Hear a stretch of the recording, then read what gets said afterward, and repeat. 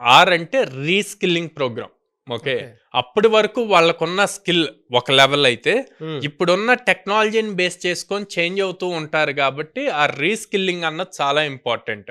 మీరు నేర్చుకున్న దాన్ని ఇప్పుడున్న మార్కెట్ తగ్గట్టు ఎలా చేంజ్ చేసుకోగలుగుతారు? ఎలా అప్‌డేట్ అవ్వగలుగుతారు అన్నది ఇంపార్టెంట్. ఇంటర్న్‌షిప్స్‌తో లేటెస్ట్ ప్రాజెక్ట్స్ మీద ఇన్వాల్వ్ అవ్వచ్చు. ఓకే. మీరు అబ్జర్వ్ చేస్తే సార్ నాకింత ఎక్స్‌పీరియన్స్ ఉంది. ఇప్పుడు గూడా నేను ఇంటర్న్‌షిప్ చేయాలా? అని జెప్పి అంటారనమాట. మన జెరోదా ఫౌండర్ ఇట్లాంటి వాళ్ళు and other companies startup founders ఇప్పుడు మీరు వాళ్ళ లింక్డ్ఇన్ ప్రొఫైల్స్‌కెళ్ళినా వాళ్ళు అనౌన్స్ చేస్తారు. We are ready to do internships on latest technologies అని బా! జెప్పి. ఓకే. రీసెంట్‌గా గూడా అట్లాంటి న్యూస్ చాలా వైరల్ అయినియి. సో, అందుకని ఎప్పుడూ రెడీగా ఉండాలి. న్యూ టెక్నాలజీస్‌ని నేర్చుకోవటంలో రెడీగా ఉండాలి. ఎప్పుడైతే అలా నేర్చుకుంటారో మీకు ఆపర్చునిటీస్ గూడా పెరుగుతాయన్నమాట దానివల్ల.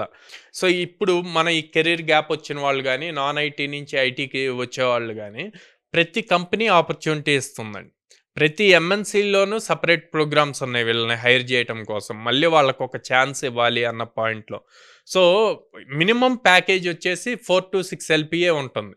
సో, అలాంటి టైంలో మీరు ప్రాపర్‌గా దాన్ని రీస్కిల్లింగ్ గనక చేస్తే ఈజీగా క్రాక్ జేయగలుగుతారు. ఓకే.